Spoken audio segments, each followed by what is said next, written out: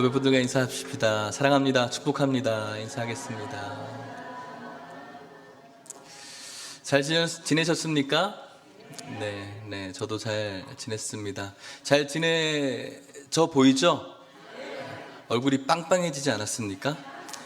2주 동안 빵만 먹었더니 얼굴이 막 빵빵해졌습니다. 가기 전에 코로나 걸려서 격리돼서 움직이질 않아서 빵빵해졌다가 이제 영국에서 계속 밀가루만 먹으니까 이 모양이 되었습니다.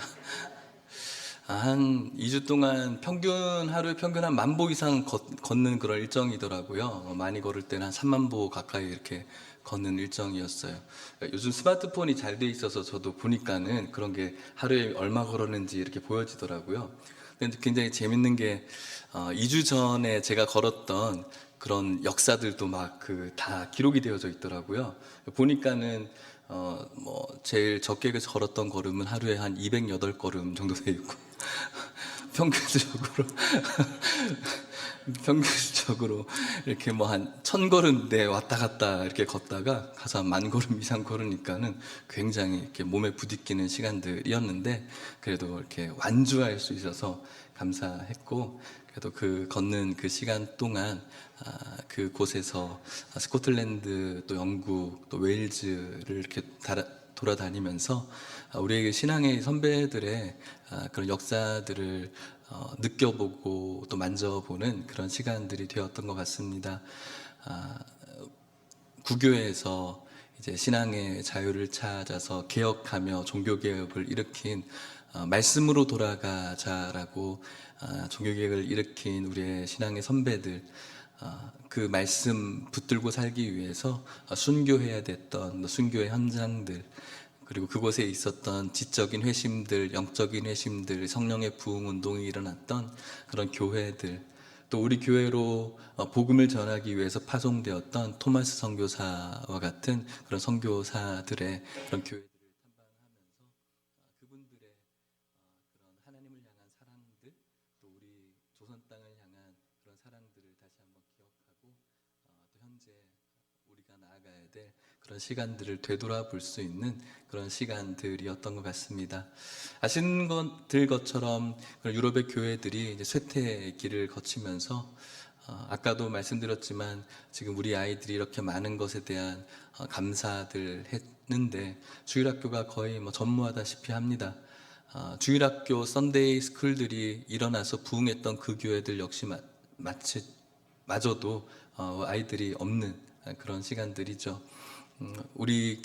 우리나라 조선 땅에게 선교사를 파송했던 토마스 선교사가 파송되었던 그 교회 역시도 이제는 그 교회를 유지하기가 힘들어서 교회 사택은 팔려나가고 교회도 팔려나갈 뻔했지만 지금 명맥만 유지하고 있는 그런 상태들, 교인이 4명 정도밖에 없는 그런 부분들이고, 거의 옛날 부흥을 경험했던 그 교회들마다 주일학교들이 거의 전무하다시피 한 그런 것들을 바라보면서 오늘 우리들이 어떻게 살아가야 되는지를 다시 한번 기억할 수 있는 시간, 수백 년, 수천 년의 기독교의 역사를 갖고 있지만 그렇게 세태를 걸어가고 있고, 우리는 이렇게 100년 전에 복음이 들어와서 가파른 이런 복음의 부흥의 열정과 성장을 맛봤지만 유럽교회와 비교가 되지 않을 정도로 또 가파르게 쇠퇴를 걸어가고 있는 오늘 이 시대를 바라볼 때 우리 예일교회가 걸어가야 될 그럴 길을 바라보게 되어지는 것 같습니다. 많은 부흥의 역사와 현장들이 있었지만 쇠퇴를 지금 걸어가고 있는 그 현실 속에서 오늘 우리들이 어떤 마음으로 살아가야 될지를 바라볼 수 있었으면 좋겠습니다. 그런 의미에서 오늘 우리가 읽은 이 말씀은 참 중요한 말씀이라고 생각합니다. 하나님께 주시는 그 귀한 부흥의 현실 속에서 하나님께 돌아오기를 바라는 그런 예레미야의 그 마음, 예레미야의 그 마음을 하나님께서 주셨고 그 마음으로 호소하고 외치는 그 외침이 이스라엘 백성들에게 전해지고 그것을 통해서 이스라엘이 변화되어진다면 그들에게 또 다른 부흥이 있을 텐데 그렇게 되지 못했던 그런 역사의 현장을 오늘 예레미야를 통해서 바라보게 될 텐데, 그 예레미야의 외침이 오늘 저와 여러분들에게 들려질 수 있기를 바라고, 저와 여러분들이 오늘날 겪고 있는 이 은혜가 주님 오시는 그날까지 끝까지 저와 여러분들과 여러분들의 자손들에게 남겨지시는 역사가 나타나시기를 축복합니다. 예레미야 18장으로 우리가 가보려고 합니다. 잘 알고 있습니다. 토기장이의 비유이죠. 하나님께서 예레미야에게 토기장이의 비유를 들려주십니다. 2절 말씀을 같이 한번 읽어볼까요? 시작. 너는 일어나 토기장이의 집으로 내려가라. 내가 거기에서 내 말을 내게 들려주리라 하시기로. 아멘. 하나님께서 토기장이의 집으로 내려가라, 너 토기장의 집으로 가봐라고 예레미야에게 말씀합니다. 이 당시 유다 예루살렘 백성들, 이스라엘 백성들이 하나님께서 선택한 민족이었고 하나님이 사랑한 민족이었습니다. 그리고 그 사랑을 그들도 알고 있었습니다.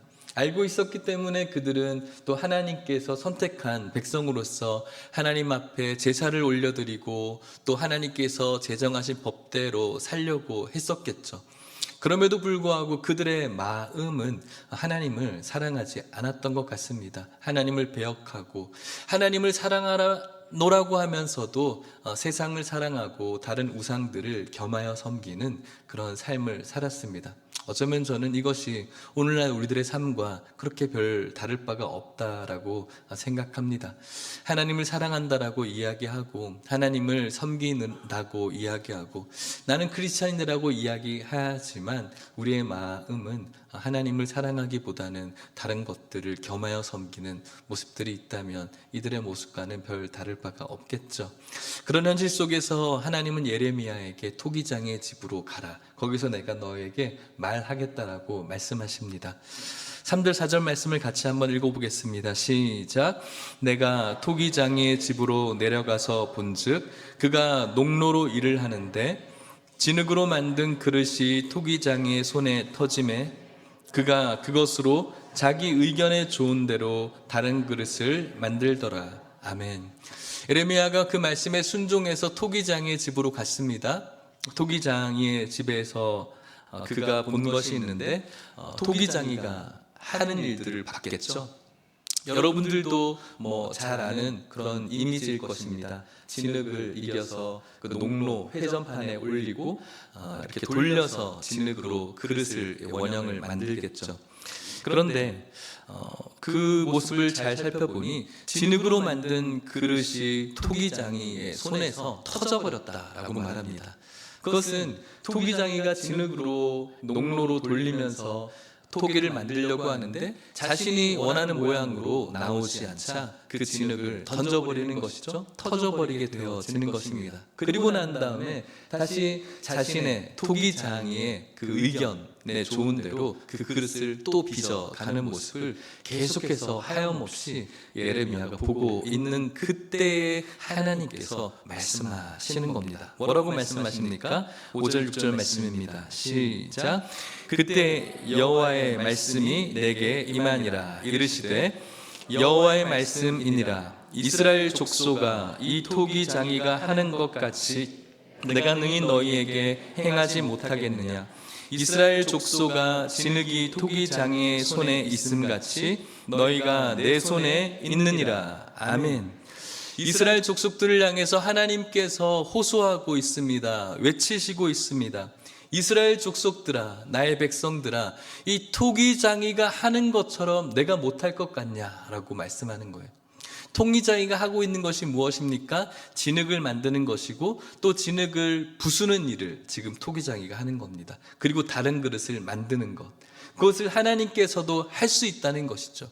토기장이가 할 수 있다면 나도 할 수 있다. 진흙이라는, 이스라엘이라는 진흙을 내가 빚고 있고 그 이스라엘이라는 진흙이 나의 마음대로 빚어지지 않으면 나 역시도 그것을 내 손에서 터뜨리겠다는 것이죠. 그리고 다른 그릇을 만들겠다라고 하나님께서 말씀하고 있는 것입니다. 그렇게 말씀하시면서 하나님께서는 진흙인 이스라엘에게 어떻게 너희들이 빚어져야 되는지를 더욱더 구체적으로 말씀해 주고 있는 것이죠. 7절 8절 말씀에 말합니다. 내가 어느 민족이나 국가를 뽑거나 부수거나 멸하려 할 때에 만일 내가 말한 그 민족이 그의 악에서 돌이키면 내가 그에게 내리기로 생각하였던 재앙에 대하여 뜻을 돌이키겠다. 하나님께서는 토기장이가 진흙으로 토기를 만들고 또 부수고 또 만들고 하시는 것처럼 하나님께서는 국가와 민족을 심고 뽑고 부수고 만드는 것, 그건 역시 하나님의 능력이고 하나님의 전적인 주권이라는 것을 말씀하고 있는 것입니다.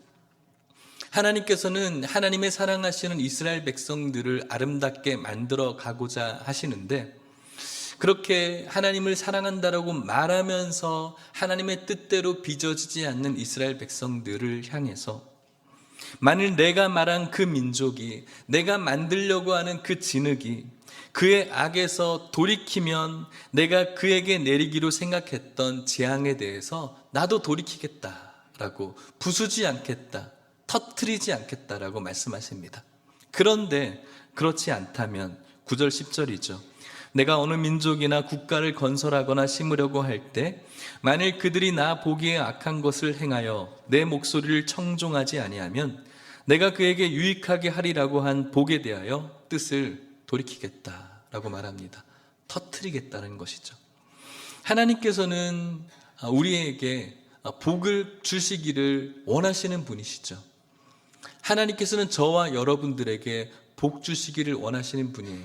우리를 저주와 파멸로 이끄시기를 원하는 분이 아니라 우리에게 복 주시기를 원하시는 분. 그런데 우리가 하나님께서 주시는 그 놀랍고 충만하고 영원한 복을 받기 위해서는 하나님께서 말씀하셨던 그 뜻대로 살아가는 것이고, 우리들이 살아가려고 하는 그 재앙의 길에서 돌이키는 것이 바로 우리라는 진흙이 해야 될 일이고, 이 이스라엘이라는 진흙이 해야 될 일이겠죠. 그렇기 때문에 이 이스라엘 백성들에게 이렇게 설교하기를, 예레미야에게 이렇게 설교하기를 하나님께서 말씀 원하십니다. 11절 말씀입니다. 같이 읽어볼게요. 시작. 그러므로 이제 너는 유다 사람들과 예루살렘 주민들에게 말하여 이르기를, 여호와의 말씀에 보라, 내가 너희에게 재앙을 내리며 계책을 세워 너희를 치려 하노니 너희는 각기 악한 길에서 돌이키며 행위를 아름답게 하라 하셨다 하라. 아멘. 예레미야에게 설교하게 하기를 원합니다. 너는 유다 사람들과 예루살렘 주민들에게 말하라고 하죠. 하나님을 사랑합니다라고 이야기하지만 전혀 사랑함이 없는 백성들, 하나님을 사랑하는 것처럼 교회를 섬기고 하나님을 사랑하는 것처럼 예배를 드리고 하나님을 사랑하는 것처럼 교회를 다니는 이스라엘 백성들에게, 하나님을 사랑하는 것처럼 말하지만 사랑함 없이 신앙생활하고 있는 이스라엘 백성들에게 하나님께서는 심판하시기를 원하는 겁니다. 재앙을 내리시겠다는 것이죠. 계책을 세워서 너희를 치려 한다. 그런데 너희들이 각기 악한 길에서 돌이키고 너희의 길과 행위를 아름답게 하라고, 돌이키고 너의 길을 아름답게 하기를 하나님께서 원하시는 거예요.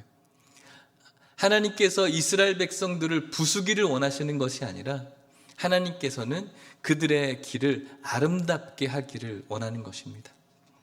저마다 우리들은 아름다운 인생을 꿈꾸고 살아갑니다. 오늘도 여러분들은 여러분들만의 아름다운 인생의 이미지들이 분명히 있을 것이고, 그 여러분들의 아름다운 인생을 위해서 여러 가지의 삶을, 시간을 투자하면서 살아가시겠죠. 문제는 우리들의 그 아름다운 인생을 위해서 하나님께서 보시기에 아름다운 인생을 살아가지 않는다는 것이 우리들이 가지고 있는 숙제이고 이스라엘 백성들의 문제이겠죠.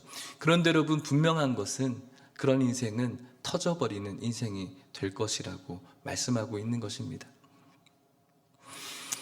이렇게 말씀하시는 하나님의 말씀 앞에 이스라엘 백성들이 돌이켜야 되겠지만 그렇지 못했습니다. 12절 말씀이 이렇게 말합니다. 같이 한번 읽어볼까요? 시작. 그러나 그들이 말하기를 이는 헛되니 우리는 우리의 계획대로 행하며 우리는 각기 악한 마음이 완악한 대로 행하리라 하느니라. 아멘. 하나님께서는 이스라엘에게 예레미야 입술을 통해서 너희들이 지금 하고 있는 신앙생활, 너희들이 하고 있는 그런 삶을 통해서 재앙을 거둬들이려면은 하나님께서 원하시는 길을 걸으라고 이야기를 하는데, 너희들이 꿈꾸고 있는 아름다운 인생의 계획을 내려놓고 하나님의 계획을 걸으라고 하는데, 그들이 말합니다. 이거는 하나님께서 말하는 건 헛된 거야. 일어나지 않을 거야. 뜬구름 잡는 이야기야. 우리는 그저 우리의 계획대로 지금까지 내가 행했던 그 삶을 살아갈 거야. 왜냐하면 그게 더 이성적이니까. 그게 실제적인 행복이니까. 우리는 각기 악한 마음이 완악한 대로 계속 갈 거야 라고 말한다는 것이죠. 완악한 것. 완악한 것이 무엇입니까? 변하지 않는 것이죠.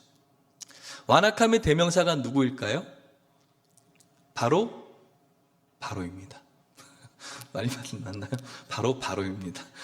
출애굽 여정에 바로 하나님께서 이스라엘 백성들을 출애굽하기를 원하셨고 모세를 통해서 내 백성을 보내라고 말씀하셨죠. 하나님의 기적을 보았습니다. 재앙을 보았습니다. 보내야겠다 라고 생각하지만 또다시 자신의 현실로 돌아가니까 마음이 완악해졌어요. 아니지. 보내면 안 돼. 저 인력들, 노동력을 내가 포기할 수 없지. 보내면 안 돼. 또 변하지 않는 거예요. 또 하나님께서는 재앙을 내리시죠. 보내야지. 그러다가 다시 자신의 삶으로 돌아가면 마음이 완악해져요. 변하지 않아요. 그 완악한 마음. 개역 개정 성경 우리가 읽고 있지만 그 전 버전에는 마음이 강팍하다. 개역 개정 오늘 우리들의 생방에는 완악하다. 변하지 않는 거예요. 내 계획을 수정하지 않는 거예요. 내 궤도에서 내가 생각했던 계획을 변경하지 않는 거예요. 이게 더 현실적이고 이게 더 실제적인 행복을 나에게 줄 수 있는 것처럼 생각하기 때문에 그 계획을 도무지 변경하려고 하지 않죠. 하나님께서 말씀하시지만 그 말씀 속에 분명한 깨달음도 있지만 잠깐 그 분위기와 그 시간 속에서 그래 내가 이렇게 살면 안 되라고 생각은 하는데 막상 내 삶의 현장으로 돌아가면 아니야 그래 내 생각이 맞아. 내 계획을 변경하지 아니려고 하는 이 정도면 괜찮지. 적당하게 지금까지 내가 생활했던 이 신앙생활 이만큼만 해도 나는 괜찮아. 우리들의 마음이 도저히 변화되어지지 않고 이 완악한 마음이 부서지지 않는 이 마음 그대로의 삶을 살아가려고 하는 것이죠. 심지어는 이렇게 말하고 있는 예레미야를 해하려고까지 합니다. 18절 말씀이죠. 같이 한번 읽어볼까요? 시작. 그들이 말하기를 오라 우리가 꾀를 내어 예레미야를 치자. 제사장에서 율법이 지혜로운 자에게서 책략이 선지자에게서 말씀이 끊어지지 아니할 것이니 오라 우리가 혀로 그를 치고 그의 어떤 말에도 주의하지 말자 하나이다. 아멘. 예레미야가 설교합니다. 하지만 그 설교를 듣는 이스라엘 백성들은 우리가 좀 꾀를 내서 예레미야를 없애버리자 이렇게 말하는 우리에게 부정적인 이야기를 하고 내 마음을 상하게 만들고 내 마음을 재밌고 즐겁게 만들지 못하는 저 설교자를 치자.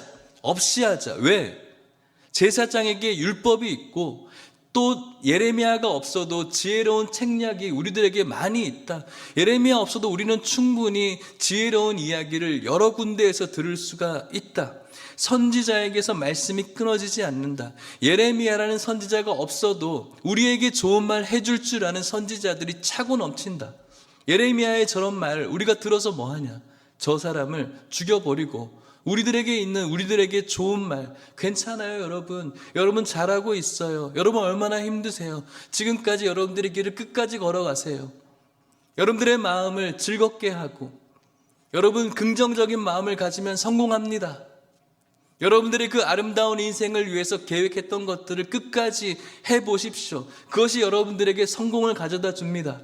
힘드시죠? 어려우시죠? 괜찮습니다. 긍정적인 마음을 가지십시오. 그 마음을 가지면 끝내는 그 아름다운 인생을 할 수 있을 것입니다. 얼마나 달콤합니까? 힘이 납니까? 그래서 예레미야를 치자는 거예요. 이스라엘 백성들의 삶이었고, 어쩌면 이것이 오늘날 굉장히 우리들의 삶과 맞닿아 있다라고 생각을 합니다. 끝내는 유다는 하나님의 말씀대로 바벨론을 통해서 터져버리는 그런 민족이 되어져 버린 것이죠. 하나님께서 주신 귀한 말씀들이 분명히 있었지만 그 말씀 속에서 그들의 치료제를 찾지 못했던 그런 인생들이 되어져 버린 것입니다. 하나님께서는 분명히 심판하시는 하나님이심을 우리가 알 수 있어야 됩니다.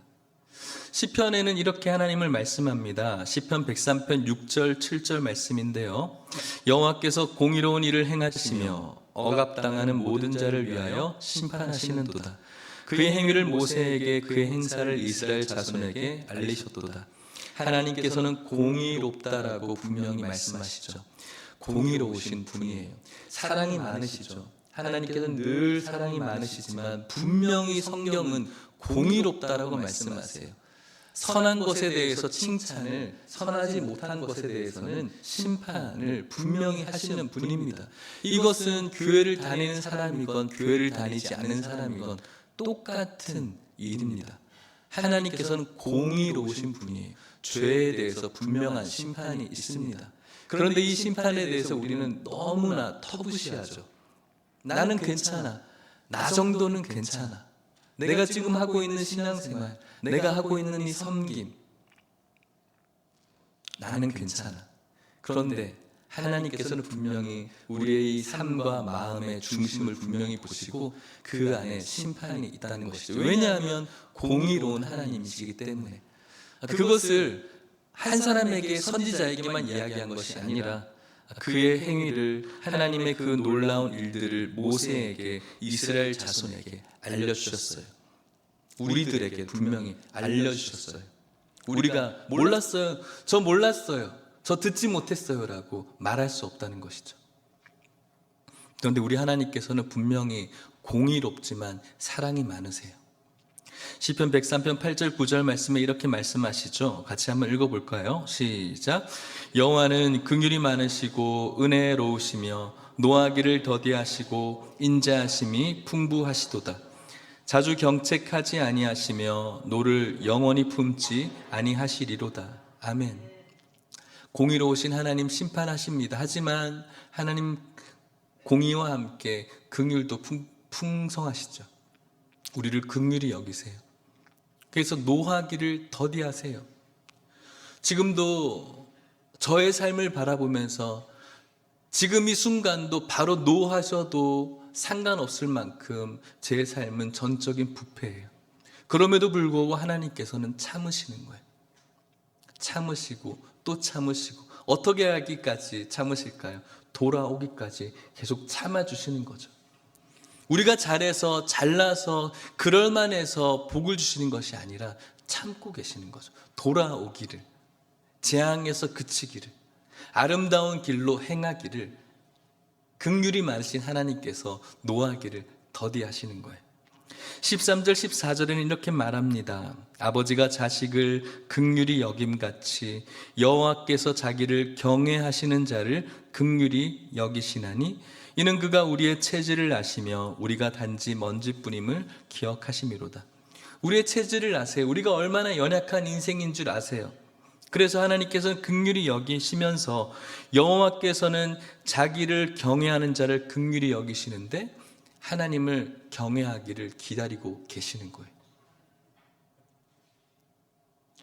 하나님을 경외함 없이 예배드리고 하나님을 사랑함 없이 제사를 드리고 신앙생활하는 우리들만의 아름다운 인생을 꿈꾸며 하나님께서 말씀하시는 그 아름다운 길을 걸어가지 않는 인생들, 완악해서 우리의 길을 말씀해 주심에도 불구하고 바꾸지 않는 우리 인생들을 오늘도 긍휼하심을 가지고 참으시면서 돌아오시기를 기다리시는 하나님의 마음을 알 수 있어야 되는 것이죠.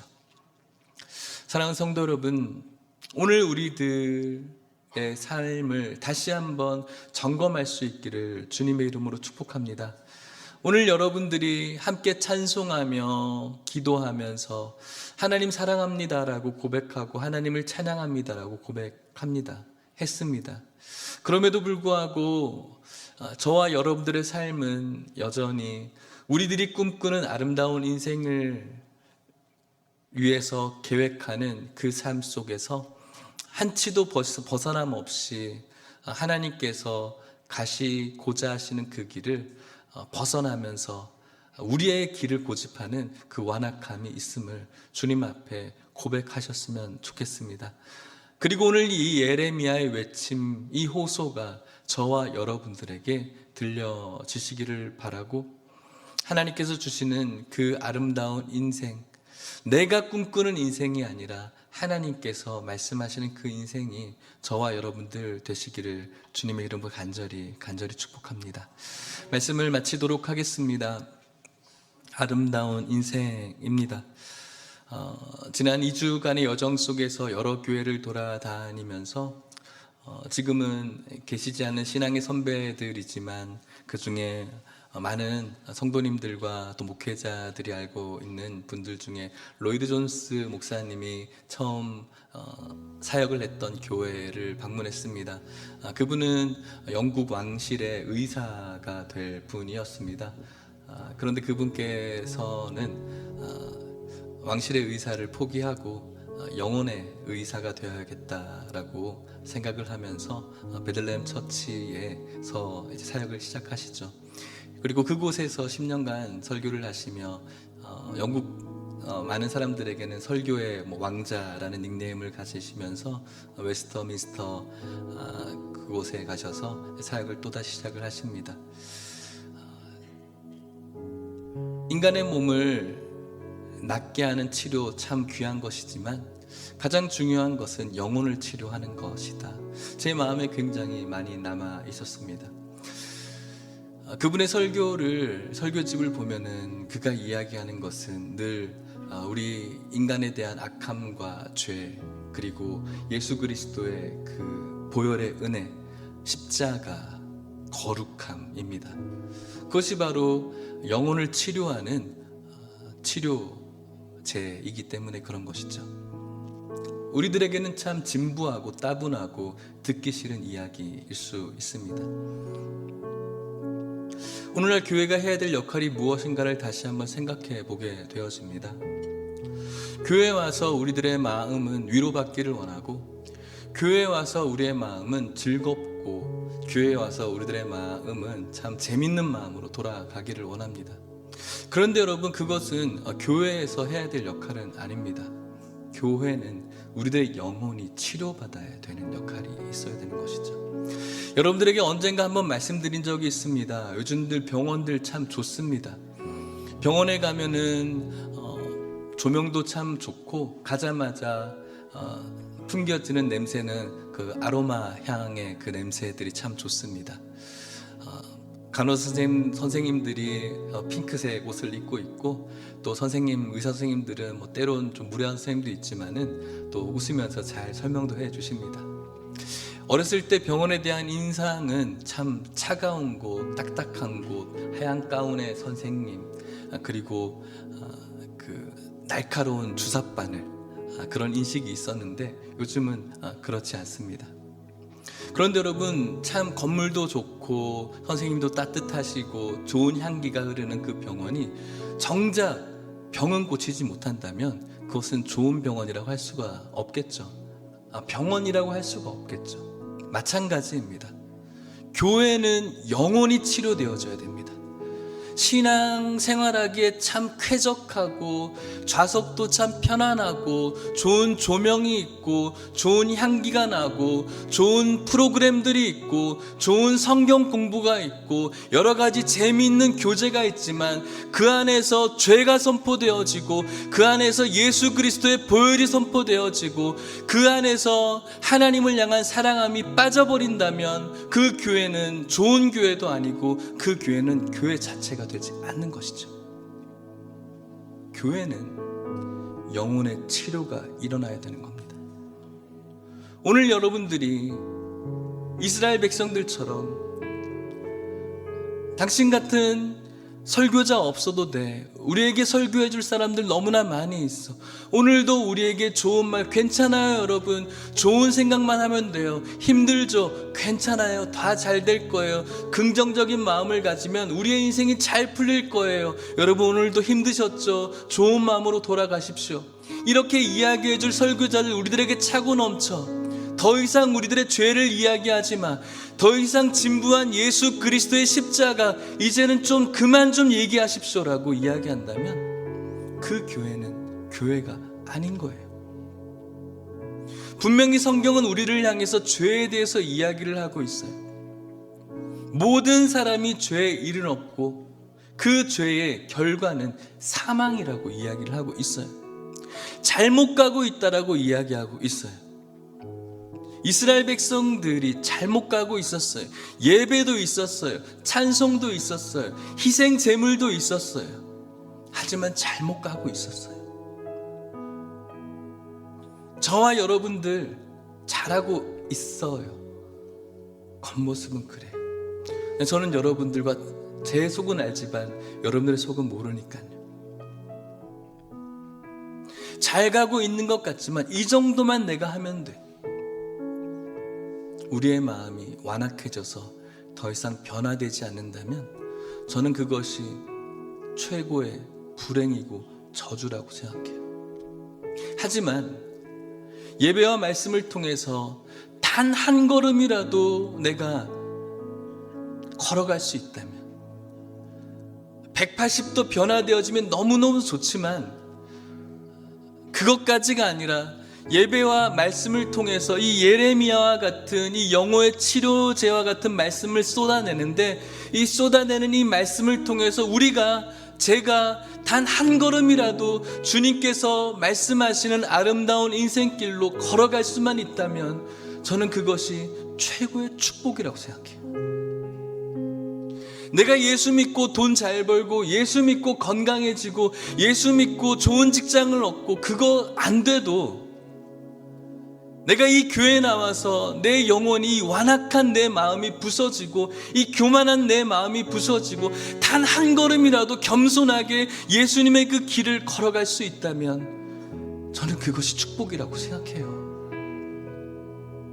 근데 아무리 수많은 이야기가 들려지고 아무리 수많은 주님의 말씀이 쏟아져도 내 삶이 완악해져서 단 한 걸음도 바뀌지 않는다면 그것은 저주예요, 여러분.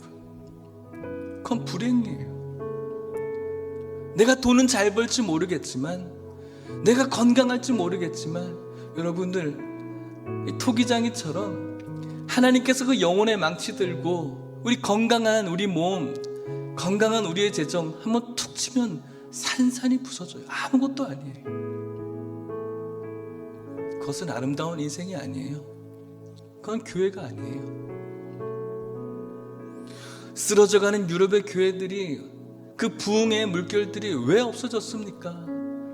계속 잘 될 줄 알았겠죠. 교만해졌겠죠. 오늘 저와 여러분들이 걸어가는 길 내가 잘하고 있는 것 같죠? 아니요. 성경은 우리를 향해서 먼지다, 죄인이다, 아무것도 아니다, 안개다라고 이야기하는데 나는 꼭 뭐가 되는 것처럼 늘 서 있죠. 그래서는 안 되죠. 사랑하는 성도 여러분, 오늘 저와 여러분들이 다시 한번 이 귀한 이 예레미야의 외침을 듣고 180도 변한다면 너무너무 귀한 축복이지만 단 한 걸음이라도 단 한 발자국이라도 이 완악한 마음이 부서지고 한 발자국이라도 주님께서 말씀하시는 아름다운 인생으로 걸어갈 수 있다면 그것은 저와 여러분들에게 최고의 축복인 줄 믿으시기를 축복합니다. 재정이, 건강이, 승진이, 더 넓은 집이 축복이 아니라 단 한 발자국이라도 하나님께서 원하시는 아름다운 인생을 걷는 것, 그것이 최고의 축복인 줄 믿으시길 축복합니다. 지난 2주 동안 걸으면서 어떤 공원에 갔는데 아름답게 잘생긴 애완견들이 너무 많더라고요. 만화에서 보던, 영화에서 보던 참 잘생긴 그런 애완견들이 주인과 함께 좋은 곳에 이렇게 다니면서 산책을 하는 것 참 인상적이었어요. 너무나 이뻐서 사진도 찍었어요. 그런데 지하철을 몇 번 탔는데 거기도 거린들이 있더라고요. 동냥을 받는. 그 중에 어떤 거린은 그 거린도 애완견이 있더라고요. 그런데 그 애완견은 거린 옆에서 같이 동냥질을 하고 있는 거예요. 그것을 보면서 제 마음에 드는 생각이, 아이고 저 개는 주인 잘못 만나가지고 저렇게 동냥질을 같이 하네. 주인 잘 만났으면 저 좋은 잔디밭에서 주인과 함께 사람들에게 귀엽다, 이쁘다, 사진도 찍히고 할 텐데 주인 잘못 만나서 저렇게 있구나. 그러면서 내 주인이 하나님인 것이 얼마나 감사한지, 내 주인 잘 만난 것이 얼마나 감사한지, 내 주인이 사단이 아니라 마귀가 아니라 세상이 아니라 내 주인이 이 세상의 창조자이시고 능력자이시고 권능자이신 이 하나님이 내 주인이라는 것이 얼마나 감사한지, 내 주인 잘 만나서 오늘도 내가 이렇게 죄의 길을 걸어가지만 또 참으시고 참으신 이 긍휼하신 하나님, 내 주인 잘 만나서 얼마나 감사한지. 사랑하는 성도 여러분, 여러분들의 주인 잘 만난 줄 아시고 감사하시기를 축복합니다. 그리고 오늘 여러분들의 인생길에서 여러분들의 완악함을 벗어버리고 성경의 이 외침을 들으시고 우리가 꿈꾸는 아름다운 인생을 잠시 내려놓고 하나님께서 돌이키라고 하는 그 말씀에 돌이킴을 받고 하나님께서 여러분들에게 주시고자 하시는 영원한 복을 누리시는 우리 모든 성도님들 되시기를 간절히 축복합니다. 하나님 손에 있는 인생이 가장 복된 인생임을 기억하시면서 오늘 저와 여러분들이 그분의 손에 붙들려 있음을 감사함으로 나아가시는 우리 모든 성도님들 되시기를 축복합니다. 찬양하시겠습니다. 잘 모르실 수도 있는데 이 가사에 우리들의 마음을 실어 보셨으면 좋겠습니다.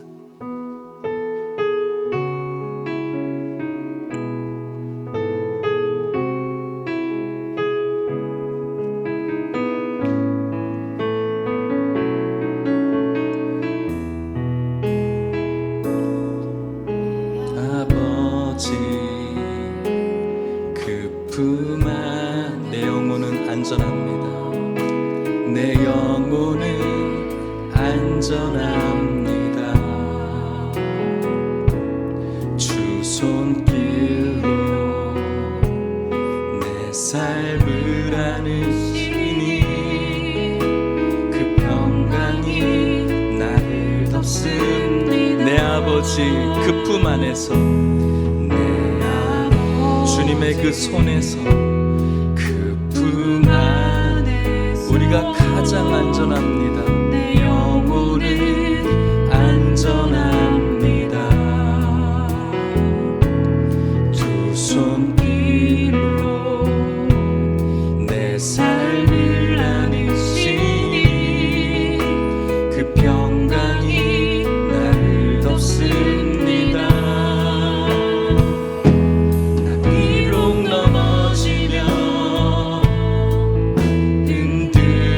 흔들리지만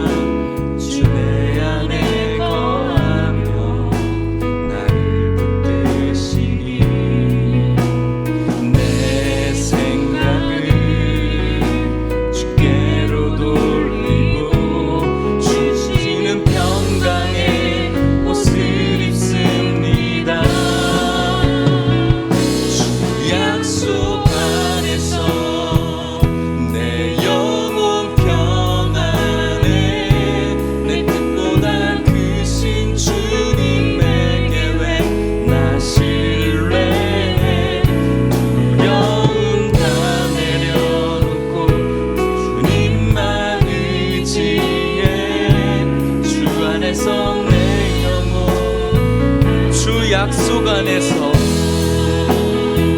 주 약속 내 영혼 평안해 내 영혼 주님의 인생의 계획이 크십니다.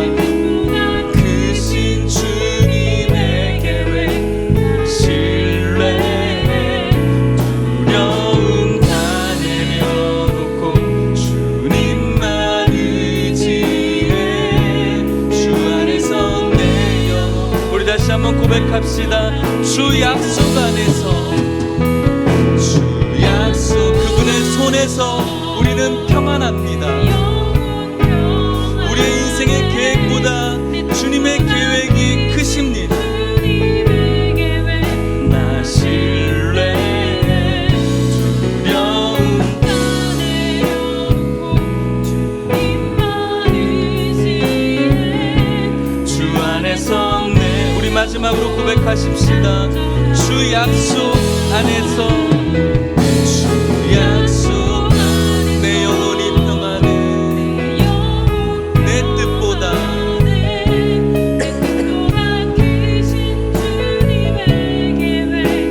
신뢰해 두려움 다 내려놓고 주님만 의지해 주 안에서 내 영혼 안전합니다.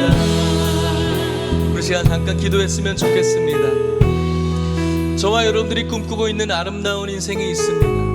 우리의 그 계획보다 주님의 계획이 더 귀하고 깊고 지혜롭습니다.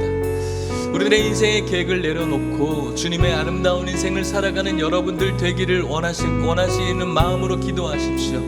우리들이 가지고 있는 완악한 마음들이 있습니다. 부인하지 마십시오. 하나님 앞에 고백하시고 이 완악한 마음을 부수어 달라고 주님 앞에 기도하십시오. 그리고 오늘 성경이 이야기하는 죄를 향한 마음, 예수 그리스도의 보혈에 대한 호소를 들으시고 하나님 앞에 나아갈 수 있기를 원합니다.